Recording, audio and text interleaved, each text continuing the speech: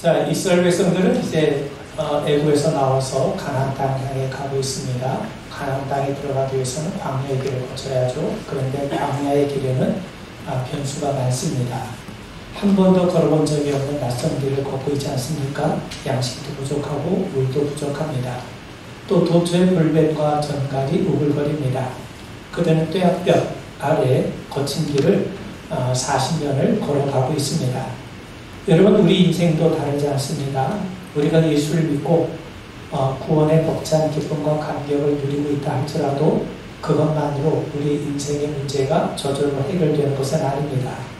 아무리 천국을 향한 순례의 길이라 하더라도 그것만으로 우리의 삶에서 겪는 숱한 문제들을 우리는 부대끼며 안고 살아갈 수밖에 없는 것이죠. 예수님의 제자들이 주님의 말씀에 순종해서 갈릴리 호수를 건넙니다. 그는 주님의 말씀에 순종해서 호수를 건너고 있음에도 불구하고 예상치 못한 풍랑 앞에 두려워했던 것처럼 우리들 역시 뜻하지 않은 문제들 앞에 때론 실망하고 답답하게 되는 경우가 얼마나 많이 있습니까? 우리가 하나님 앞에 간절히 기도해도 응답은 지체가 되고, 또한 우리가 믿음의 길을 걸으면서 우리 함께 걷는 우리 신앙의 동료들, 여러 성도들에게조차 실망하게 되는 경우가 흔치 않습니다. 이러다가 과연 우리가 낙오되는 것은 아닌지, 우리가 끝까지 하나님 나라에 이룰 수 있는지, 그런 두려움, 그런 부분에 우리가 압도당할 때가 얼마나 많습니까? 오늘 하나님께서 들려주신 말씀을 통해서 우리가 귀한 깨달음과 또한 위로와 또 경계의 말씀을 듣게 되는 은혜가 있기를 바랍니다. 여러분, 이스라엘 백성들이 출애굽한 다음에 한 2달쯤 지났을 때 하나님께서 시내산에서 그들과 언약을 맺으십니다. 이 언약이 매우 중요한데, 이 언약을 통해서 하나님은 이스라엘의 하나님이 되어주시고 이스라엘은 하나님의 백성으로 서로 약속을 하게 됩니다. 또 하나님은 그들에게 비로소 율법을 주시고 또 그들과 함께 하시기 위해서 성막을 지으라고 말씀하시죠. 그래서 이스라엘은 하나님의 명령에 따라 성막을 져요. 그리고 하나님 앞에 처음으로 제사를 드리게 됩니다. 그런데 처음 제사를 드린 가운데 아주 끔찍한 일이 발생합니다. 아론의 아들들이요, 제사장이었던 나답과 아비후가 하나님께 죽임을 당한 사건이 발생한 겁니다. 여러분, 그들은요, 성막 밖에서 엉뚱한 짓 하다가 죽임을 당한 것이 아니라 하나님 앞에 제사를 드리는 가운데 죽임을 당하게 됩니다. 그런데 그들이 죽임을 당한 이유가 뭐냐? 여러분, 분향단의 향은 반드시 하나님이 정하신 불, 달리 말하면 번제단의 불을 가지고 향단의 불을 피우라고 하나님이 말씀하셨는데, 그런데 나답과 아비후는 자기 임의대로 다른 불로 향을 피웠다는 이유 때문에 하나님 앞에 죽임을 당한 겁니다. 여러분, 레위기 16장에 보면 하나님이 2가지를 말씀하세요. 향단의 향의 불을 피우는 일은 반드시 대제사장 아론에게 명하신 일입니다. 그런데 나답과 아비후는 일반 제사장이지 대제사장이 아닙니다. 그런데 그들은 대제사장이 해야 할 일을 자기들이 했던 거죠. 자기들 임의대로 하나님이 정하신 예배의 질서, 영적인 질서를 무시했던 겁니다. 이것은 질서를 세우신 하나님을 부정하는 행위가 되지 않겠습니까? 그런 의미에서 여러분, 우리가 하나님 앞에 예배하는 일, 이 일조차도 우리는 아무렇게나 제멋대로 무질서하게 이루어져서는 안 된다는 거죠. 그리고 또 한 가지 우리가 생각해 볼 것은 앞서 언급했던 것처럼 향단의 그 향을 피우는 불은 반드시 여호와의 제단, 즉 번제단에서 가져온 불로 피워야 됩니다. 자, 여러분, 왜 이 번제단의 불로 피워야 하냐면, 아론이 처음 하나님 앞에 제사를 드릴 때 하나님께서 그 제물을 어떻게 받으셨냐면 하늘에서 불을 내리셔서 그 번제단을 태우세요. 그 제물을 태우세요. 그래서 번제단에 불을 붙여 놓으십니다. 그런 의미에서 제사장의 사명 가운데 하나는 뭐냐? 이 번제단의 불을 꺼뜨리지 않게 하는 겁니다. 그리고 하나님이 내리신 이 번제단의 불을 가지고 향단의 향의 불을 피우라는 겁니다. 그런데 나답과 아비후는 번제단의 불이 아니라 다른 불을 사용했습니다. 여기서 다른 불이란 말을 에슈자라라고 하는데, 이 말은 하나님의 불과 하나님이 정하신 것과 거리가 멀 불이라는 그런 의미를 가지고 있습니다. 달리 말하면 하나님과 전혀 상관이 없는 불, 하나님과 전혀 무관한 불을 자기 임의대로 사용했다는 거죠. 여러분, 번제단의 불은 하나님께서 내리신 불입니다. 그리고 제사장들은 절대로 이 번제단의 불이 꺼뜨리게 해서는 안 됩니다. 그리고 향단의 향을 피울 땐 반드시 이 번제단의 불로 피워야 됩니다. 그런데 그들은 다른 불을 사용하게 되죠. 하나님의 정하신 방법을 자기들 편리에 따라 임의대로 바꿨다는 거죠. 한마디로 말하면 그들은 하나님 앞에 제멋대로 하다가 결국 하나님 앞에 죽임을 당한 겁니다. 자, 여러분, 이스라엘 백성들이 처음으로 하나님 앞에 제사를 드릴 때 하나님께서 불로 영광 가운데 그들 가운데 임재하셨어요. 하나님은 하늘에 계시지 않습니까? 근데 그 하나님이 아담을 지으신 다음에 아담과 함께 교제를 나누시기 위해서 에덴 동산에 친히 내려오셨어요. 그래서 하나님의 동산에 거니시는 이로 우리에게 표현되고 있지 않습니까? 그런데 아담의 범죄 이후에 하나님은 이제 다시 이스라엘 백성들과 언약을 맺으시기 위해서 신의 산에 친히 임재하십니다. 그리고 이스라엘과 함께 하시기 위해서 친히 성막에 임재하셨는데 어느 자리에 그들에게 임재하셨냐면 그들이 드린 첫 제사, 첫 번째 제사인 즉 예배에 하나님께서 불로 임재하셨고 응답하셨다는 거예요. 그런 의미에서 아론이 첫 제사를 드릴 때 하나님은 불로 그들 가운데 임재하셨고 응답하신 거죠.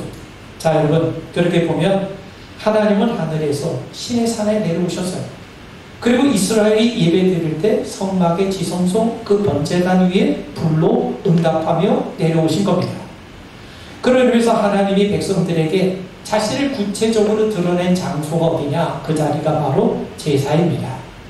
하나님은 예배 자리에 임재하셨고 마침내 예배 자리에서 불로 하나님의 영광으로 그들 가운데 자신을 드러내 보이셨다는 겁니다.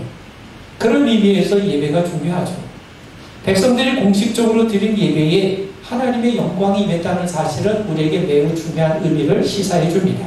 왜 그렇습니까? 우리 현대인들은요, 성경이 말씀하는 것만큼 하나님이 바라시는 만큼 예배를 중시하지 않은 경향이 매우 농후하기 때문에 그렇습니다.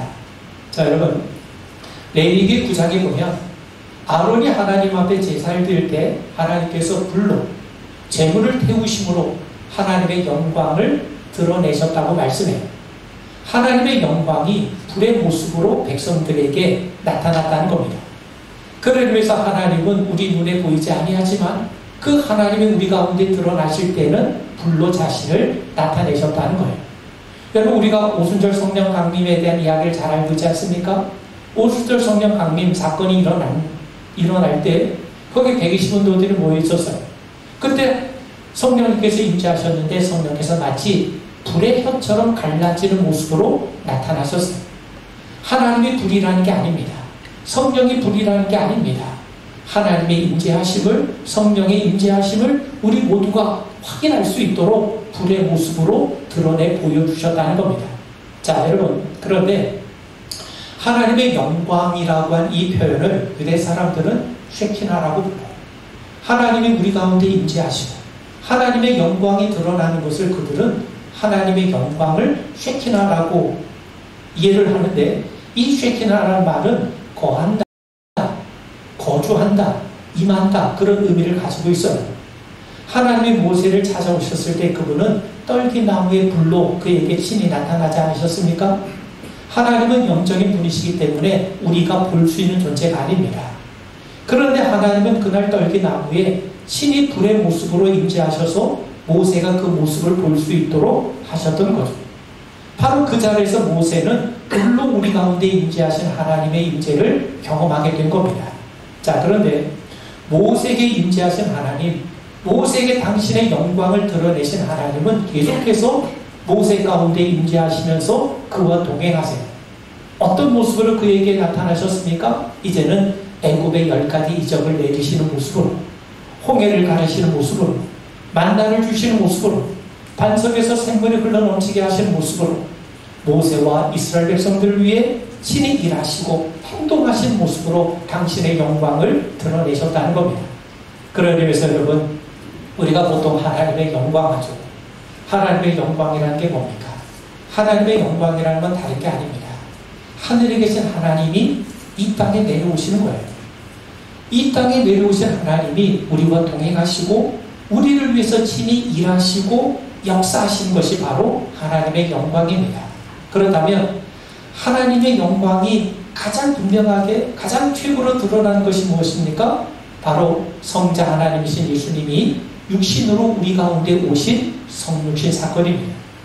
여러분, 예수님이 오실 때 천사들이 찬양했죠. 지극히 높은 곳에서는 하나님께 영광이요 땅에서는 하나님 기뻐하신 사람들 중에 평화로다. 여러분, 예수님의 오심을 보면서 천사들이 지극히 높으신 하나님의 영광이 나타났다는 거예요. 그 말은 무슨 말이겠습니까?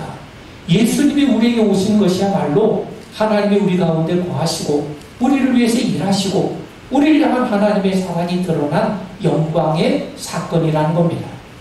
그러므로 여러분, 하나님의 진정한 영광은요 곧 임마누엘이에요. 하나님이 우리와 함께 하신 임마누엘이야말로 가장 큰 하나님의 영광 아니겠습니까? 그렇다면 여러분, 우리가 하나님의 영광을 가장 분명하게 드러나고 가장 분명하게 확인한 자리가 어디입니까? 바로 예배인 겁니다. 여러분, 하나님은 경배 받으시기에 합당하신 분이세요. 우린 하나님 앞에 예배자입니다. 그런데 하나님을 향한 예배는 가장 소중하면서도 가장 귀하면서도 가장 위험하다는 생각을 가지셔야 됩니다. 하나님은 사랑이 많으시죠. 은혜와 자비가 풍성하시죠. 하나님은 오래 참으신 분 아닙니까? 그런데 하나님이 그런 분이라고 해서 우리가 아무렇게나 대할 수 있는 그런 분이 절대로 아니시라는 겁니다. 하나님은 창조주세요. 거룩하신 분이세요. 온 우주를 다스리는 왕이 되십니다. 생각해 보세요. 왕은 관대하면서도 아주 무서운 존재입니다. 왕은 백성을 돌보죠. 보호하죠. 책임을 져주죠. 다스리죠. 그런데 동시에 백성을 심판하는 권한을 누가 가지고 있습니까? 왕이 가지고 있어요. 그렇기 때문에 우리는 마음과 정성을 다해 살아계신 하나님을 온전히 예배해야 되는 겁니다. 여러분, 나답과 아비후는 당시 대제사장이었던 아론의 아들들이었습니다. 그들도 하나님이 세우신 제사장으로 하나님 앞에 매우 소중한 존재들이죠. 그런데 그들은 하나님을 대수롭지 않게 여겨요. 말씀을 쉽게 무시해도 된다고 여겼던 겁니다. 여러분, 하나님을 무시하는 것은 그냥 넘어갈 문제가 아닙니다. 그들은 결국 다른 불, 임의의 불을 사용해서 죄를 지었고 결국 하나님의 불로 심판을 받게 됩니다. 여러분, 하나님의 선택을 받은 제사장도 죽임을 당했어요. 복음을 위해서, 교회를 위해서 자신의 재산을 드렸던 아나니와 삽비라도 성령을 회방했다는 이유 때문에, 속였다는 이유 때문에 죽임을 당하지 않았습니까? 자기 임의대로 제사를 드렸던 사울 역시 하나님 앞에 버림을 받았습니다. 누구든지 하나님을 섬기고 예배하는 사람은 그분의 거룩하심과 위대하심, 그분의 엄유하심을 기억하고 사뭇 겸손하고 진지한 모습으로 예배할 것을 우리에게 말씀하는 겁니다. 여러분, 하나님은 예배하는 자의 모습을 알고 계시죠. 우리가 어떤 상태로 예배하는지 그 중심을 꿰뚫고 계십니다. 우리가 마지 못해 아무 생각 없이 억지로 그저 시간을 때우는 심정으로 예배하고 있지는 않습니까? 예배를 드리면서 여전히 우리가 세상의 일에 또 스마트폰에 눈길이 가고 있는 것은 아닙니까? 우리가 하나님의 은혜를 얘기하면서도 늘 하나님 앞에 인색한 마음에 떨고 있지는 않습니까? 만약 그렇다면 그것은 하나님을 무시하는 행위가 되는 거죠. 나답과 아비의 죽음을 통해 우리는 깨달아야 됩니다. 하나님, 우리가 전심으로 진실된 마음으로 하나님 앞에 나오길 원하세요. 예배하길 원하세요. 여러분, 나답과 아비의 사건은 하나님 나를 향해 순례길을 걷는 그리스도인들에게 정말 중요한 것이 무엇인지를 우리에게 가르쳐 줍니다. 그러나 한마디로 하나님을 경외하는 겁니다. 경외라는 게 뭔가요? 하나님을 하나님으로 인정하는 거예요. 하나님을 하나님으로 인정할 때 비로소 우리는 우리 자신의 한계를 인정하고 하나님을 높여드릴 수 있고 하나님을 따를 수 있는 겁니다. 하나님을 하나님으로 인정하지 않는데 어떻게 우리가 예배할 수 있고 어떻게 우리가 그거를 따를 수 있겠습니까? 자, 여러분, 하나님을 인정하십시오. 하나님의 계심을 믿으셔야 됩니다. 하나님을 인정하지 않으면 광야의 길을 자체를 우리는 걸을 수가 없어요. 믿음의 길을 걷는다는 것 자체가 불가능합니다. 지금 왜 우리가 여기에 있습니까? 하나님이 여기로 우리를 보내셨기 때문이죠. 왜 우리가 믿음의 길을 걷고 있습니까? 하나님께서 우리를 함께 걷자고 부르셨기 때문 아닙니까? 왜 우리가 하나님을 예배하고 있습니까? 하나님이 그것을 기뻐하시기 때문이죠. 하나님이 우리를 당신의 백성으로 삼으셨기 때문에 하나님 앞에 예배한 것 아닙니까? 그래서 여러분, 우리가 하나님을 인정하면 우리의 삶에 이루어진 모든 일을 하나님이 주관하신다는 것을 알게 됩니다. 그걸 알 때 비로소 우리는 어떤 형편에서든지 평강을 누리게 되는 거죠. 그런 의미에서 여러분, 하나님을 인정하십시오. 하나님을 인정하면 우리는 그분을 신뢰하게 됩니다. 신뢰라는 게 뭡니까? 내 생각대로 되지 않아도 낙심하지 않는 거예요. 왜 내 생각대로 되지 않는다고 해서 우리가 낙심하지 않을 수 있습니까? 하나님이 나보다 지혜로우신 분이심을 알기 때문에, 나보다 나를 더 잘하신 분, 내가 원하는 것보다 내게 있어야 할 것을 더 잘하신 분이 하나님이세요. 또 그분은 모든 일에 합력하여 반드시 선을 이루어주신 분이시기 때문에 그렇습니다.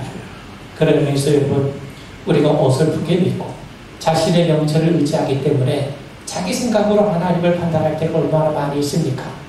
이제 우리가 잔머리 굴리지 말고 하나님을 확실히 믿고 그분을 경외하는 일에 우리 모두가 힘써가는 그런 의미가 있기를 주님의 이름으로 축원을 드립니다. 아멘. 자, 이후에 오늘 이거 본문 이후에는 하나님께서 이스라엘 백성들을 자기의 소유로 인정하시는 그런 이야기들이 계속해서 연이어 나옵니다. 하나님이 이스라엘 당신의 소유로 삼으세요. 이스라엘은 내 것이라고 말씀합니다. 여러분, 하나님이 모세를 애굽의 왕 바로에게 보내시면서 바로에게 뭐라고 말하라고 말씀하십니까? 내 장자를 내보내라고 말씀하라고 말씀하시죠. 하나님은 이스라엘이 자기의 아들이라고 부르고 계세요.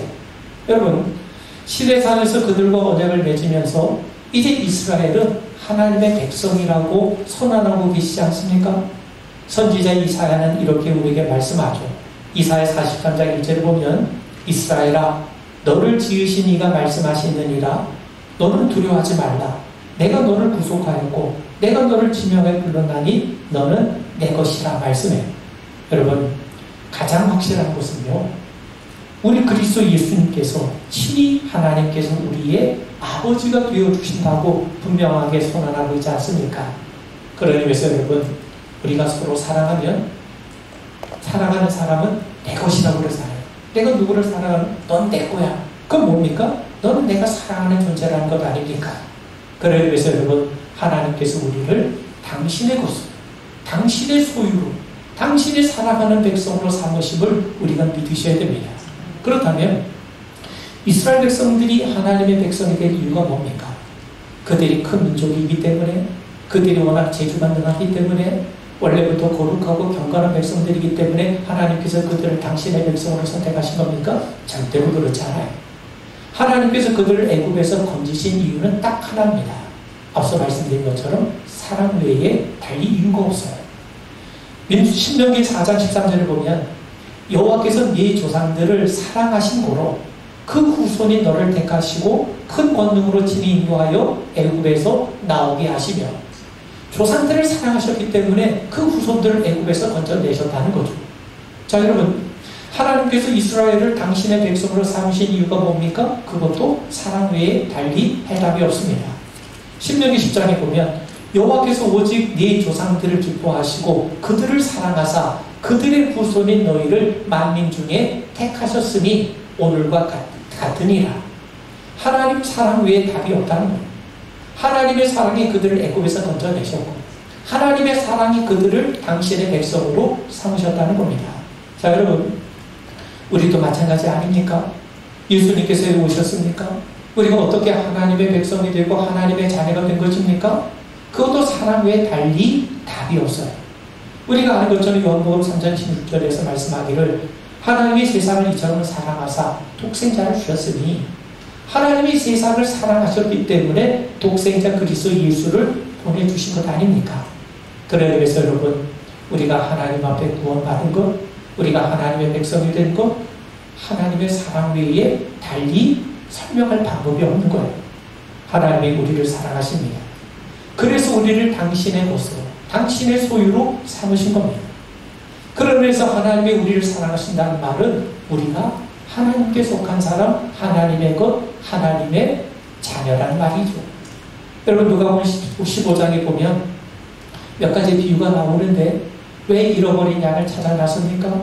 왜 잃어버린 동전을 찾습니까? 주인이기 때문에 자기의 소유를 찾는 거예요. 우리 사소한 것은 잃어버리면 그냥 잃어버린 것을 퉁을 치는데 정말 소중하고 정말 귀한 것이라면 왜 잃어버립니까? 찾아야죠. 그걸 위해서 왜 하나님이 우리를 찾으십니까? 왜 우리를 구원하십니까? 우리가 사랑하는 하나님의 소유, 하나님의 것이기 때문에 그렇습니다. 왜 아버지는 집 떠난 아들을 기다립니까? 아버지이기 때문이죠. 아들을 사랑하기 때문이죠. 자, 여러분, 탕자는 물려받은 재산을 허랑방탕하게 사용하다 돼지치는 신세로 전락해버렸어요. 그때 그는 비로소 아버지를 생각합니다. 아버지가 싫어서 내 인생 마음대로 살고 싶어서 아버지 떠났는데 인생이 고단해지자 비로소 아버지가 떠오른 겁니다. 그는 평소 아버지의 성품을 떠올리면서 비록 내가 씻을 수 없는 과오를 저질렀다 할지라도 아버지는 나를 버리지 않으시리라는 그런 기대를 갖고 아버지께로 나온 겁니다. 여러분 우리가 성경에 보면 이 탕자가 그저 마치 품꾼의 하나로 종으로 부림을 당해도 좋으니 나는 아버지께로 간다고 했는데 여러분 생각해 보세요. 그 마음속 깊은 곳에는 아버지에 대한 사랑과 신뢰가 있는 거예요. 평소에 아버지가 아주 완고하고 무서운 분이라면 감히 아버지 품으로 돌아갈 수 있겠습니까? 근데 지금까지 자기가 겪었던 아버지의 모습은 온화하고 인자하고 자녀를 끔찍히도 위하고 사랑하신 분이었어요. 그러니까 아버지 품으로 가는 거예요. 만약 품꾼의 하나로 정말 자기가 쓰임받기를 원했으면 아버지 집으로 가지 않고도 얼마든지 품꾼으로 다른 집에도 갈 수 있는 것 아닙니까? 그러기 위해서 여러분 이 탕자가 깨닫는 게 뭡니까? 내가 있어야 할 곳은 아버지 집이다. 자기는 아버지의 소유다. 아버지는 절대로 나를 버리지 않으신다. 그런 믿음과 기대와 소망이 있기 때문에 그는 아버지의 집으로 간 것 아니겠습니까? 자, 여러분 우리가 믿음의 길을 걷다 보면 뜻하지 않은 장애를 만날 때가 있죠. 그럴 때마다 우리는 실망해요. 하나님의 사랑, 하나님의 돌봄에 대해서 의심이 들면서 세상에 대한 유혹과 탐욕에 주저앉을 때가 얼마나 많습니까? 그럴 때마다 우리는 기억해야 됩니다. 우리가 하나님의 소유라는 것을 떠올려야 됩니다. 우리에겐 반드시 아버지가 계시다. 그리고 그 아버지는 나를 사랑하고 계십니다. 우리는 아버지의 소유이기 때문에 아버지의 자녀이기 때문에 반드시 아버지께서 나를 지키시고 돌보신다. 여러분 이 믿음을 가지셔야 됩니다. 자, 여러분 자녀가 사업이 좀 어렵고 힘들면 만약 부모가 능력이 있고 여유가 있으면 자녀를 넉넉하게 돌봐주지 않고 도와주지 않겠습니까? 우리 하나님이 그런 분이세요. 하나님이 당신의 백성들을 어찌 외면하실 수 있겠습니까? 여러분 왜 하나님이 우리가 당신의 소유라고 말씀하십니까? 하나님은 사랑을 가르쳐 주고 싶으신 거예요. 믿음의 길을 걷다가 행여 어려운 일을 만나더라도 그것 때문에 주저앉거나 두려워하지 말라는 거죠. 너희는 하나님의 소유이니 하나님이 책임져 주심을 믿으라는 겁니다. 여러분 그럴 때 그 사실이 얼마나 우리에게 큰 힘이 되는지 모릅니다. 여러분 그런 의미에서 여러분 순례의 길은요 우리가 하나님의 사랑을 맛보는 자리예요. 하나님이 우리를 홀로 내버려 두지 않으세요. 함께 하세요. 왜 우리와 함께 하십니까? 우리가 하나님의 소유이기 때문에 그렇습니다. 여러분 우리가 어려움을 겪을 때 우리가 힘든 일에 맞닥뜨릴 때 나 혼자라는 생각을 가지면 하나님이 나와 함께 하지 않으신다는 마음을 갖게 되면 우리는 견딜 수가 없어요. 일어설 기력 자체를 잃어버리고 맙니다. 하나님이 우리를 홀로 내버려 두지 않으신다. 내가 비록 어려움을 겪지만 하나님이 나와 함께 하신다. 나를 사랑하신다. 나를 복된 길로 인도하신다. 우리가 하나님의 소유이기 때문에 내가 잘해서가 아니라 내가 잘나서가 아니라 그저 하나님의 소유라는 하나님의 사랑을 받는다는 이유 때문에 하나님이 나를 지키신다. 그럴 때 우리는요 억지로가 아니라 기쁨으로 자원하는 마음으로 갈 수가 있는 겁니다. 성도 여러분 뜻하지 않은 일을 마주할 때마다 우리는 하나님의 소유임을 기억하십시오. 우리를 사랑하신 아버지, 우리를 도우시는 하나님이 계시다는 것을 믿으십시오. 그럴 때 우린 비로소 기쁨으로 순례의 길을 걸어갈 수 있는 겁니다. 순례의 길은요, 하나님이 우리의 아버지가 되심을 체험하는 자리입니다. 하나님이 너는 내 것이라. 그럴 때 여러분 아멘으로 화답하십시오. 마지막으로요, 광야의 길은 모세 혼자 걷는 길이 아닙니다. 이스라엘 공동체가 함께 걸어야 될 길입니다. 여행이 즐거우려면요, 함께하는 동료가 좋아야 돼요. 여러분, 가뜩이나 여행이 낯설고 힘든데 같이 가는 동료들까지 서로 미워하고 대립하고 다투면 그 여행이 얼마나 견디기 힘들겠습니까? 하나님이 우리를 사랑하세요. 그리고 우리에게 서로 사랑하라고 말씀합니다. 왜 그렇습니까? 우리가 하나님, 여러분, 어떤 그룹의 회장도 사원들이 서로 협력하고 서로 화목하고 서로 사랑할 걸 바라지, 서로 대립하고 다투고 너희들 개성만 주장하라, 너희들 고집만 부려라, 이렇게 당부하는 회장은 아무도 없습니다. 마찬가지예요. 우리는 하나님의 자녀이기 때문에 하나님의 자녀들이 사랑하는 게 마땅한 거고, 우리가 하나님의 사랑을 받고 있으니 나만 받는 것이 아니라 내가 아는 그들도 하나님의 사랑을 받고 있으니 서로 사랑하는 것이 마땅하죠. 뿐만 아니라 우리가 서로 사랑하지 않으면 하나님 나라를 향한 순례의 길 자체가 매우 힘들어집니다. 우리 인간은 혼자 살아갈 수 있는 존재가 아니죠. 믿음의 길도 홀로 걷는 게 아닙니다. 그래서 하나님이 우리에게 신앙의 동료들을 허락하신 겁니다. 여러분, 세상은 정글과 같다고 합니다. 만약 그렇다면 강한 자가 약한 자를 잡아먹는 약육강식이 지배될 수밖에 없죠. 그러면 세상 살이 자체가 힘들어집니다. 또 세상을 게임에 비유하는 사람이 있어요. 그런데 여러분, 게임은 공정하지만 경쟁에서 이겨야 살아남는 것 아닙니까? 그래서 시작할 땐 모두가 희망을 갖고 출발하지만 마지막에는요, 승자 한 명만 남고 나머지는 다 패자가 돼요. 그래서 소수만 행복하고 나머지는 불행해질 수밖에 없는 것 아닙니까? 그런데 우리 그리스도인들은요, 세상을 오케스트라로 바라봅니다. 오케스트라에는 파트별로 다양한 악기가 저마다 소리를 내면서 화음과 조화를 이루게 되죠. 서로 협력함으로 풍성해지고 완성해져 가는 것 아닙니까? 이것이 하나님이 원하시는 모습이에요. 그래서 바울은 그리스도 안에서 새로운 피조물 된 우리 성도들에게 주어진 직분이 뭐냐? 서로 화목하게 하는 직분이라고 말씀하고 있는 것 아닙니까? 믿음의 길을 걷는 순례자들에게 필요한 건 서로 사랑하고 화목하는 겁니다. 하나 되는 거예요. 우리는 같은 길을 걷고 있는 동료들입니다. 서로 가깝고 친해져야 돼요. 하나님은 홀로 계시지 않습니다. 성부, 성자, 성령, 삼위일체 하나님은 한 분이시지만 동시에 서로 사랑하며 존재하는 개별자이시기도 합니다. 하나님께서 공동체로 존재하신다는 말이죠. 하나님은 우리를 홀로 존재하도록 지으시지 않으셨습니다. 아담이 홀로 있는 것을 좋지 않게 여기셔서 하와를 허락해 주신 것처럼 하나님은 개별적인 존재로 우리를 지으셨음에도 다른 이들과 더불어 관계를 맺는 존재로 우리를 만드셨고 그렇게 살게 하셨음을 우리가 분명히 아셔야 됩니다. 하나님은 모세와 언약을 맺으신 것이 아니라 이스라엘 백성들과 언약을 맺으셨어요. 나는 모세 하나님이 되겠다, 모세는 나의 백성이다, 이렇게 하지 않으시고 이스라엘 전체의 하나님이 되어주신 겁니다. 자, 여러분, 그리스도 예수의 십자가 복음은요, 세상 사람들이 쌓아놓은 계급의 벽을 허물고 인종의 벽을 허물고 민족의 벽을 허물고 성별의 벽을 허물고 우리 모두가 주님 안에서 한 형제와 자매되게 만들어주지 않으셨습니까? 그러므로 나만 하나님 앞에 바로 서려는 태도를 경계하셔야 됩니다. 하나님은 개인적으로 구원하시고, 그러나 구원받은 후에는 혼자 살게 하지 않으세요. 구원받은 자들이 함께 어울리게 하셨습니다. 한 몸 되게 하셨어요. 하나님의 자녀라고 새로운 관계를 우리에게 허락해 주셨어요. 그래서 주님 안에서 우리는 한 몸이요, 한 가족입니다. 한 동역자입니다. 이게 교회 아닙니까? 여러분, 믿음 안에서 우리는 하나님과의 수직적인 관계만 중요한 것이 아니라 이웃과의 수평적인 관계도 중요함을 깨달아야 됩니다.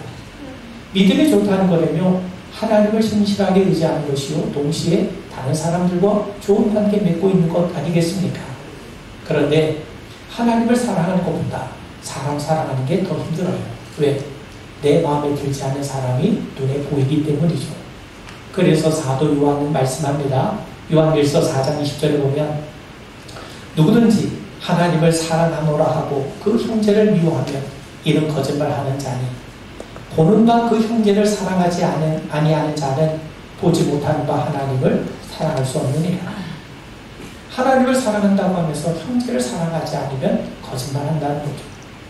형제를 사랑하지 아니하는 자는 절대로 하나님을 사랑할 수 없다는 것 아니겠습니까?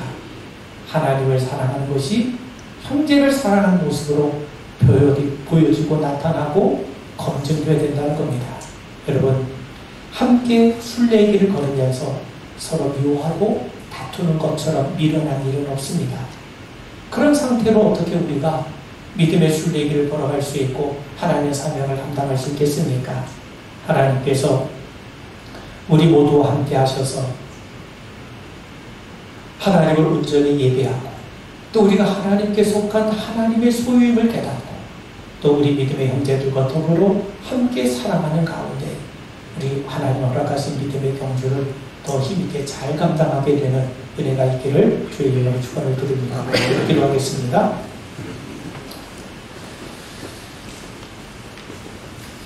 우리가 신실하게 하나님을 예배하게 하시고 또 우리가 하나님의 소유임을 알고 하나님의 사랑이 날마다 우리의 삶을 통해 나타나고 증거되게 하시며 또 우리들의 이웃과 형제들에게도 사랑의 손길을 베푸는 우리 믿음의 성도들 되게 하옵소서. 무더위 가운데서도 당신의 백성을 지키심을 믿습니다. 우리 모든 삶을 복되게 하옵소서. 예수님 이름 받들어 간절히 기도하옵나이다. 아멘.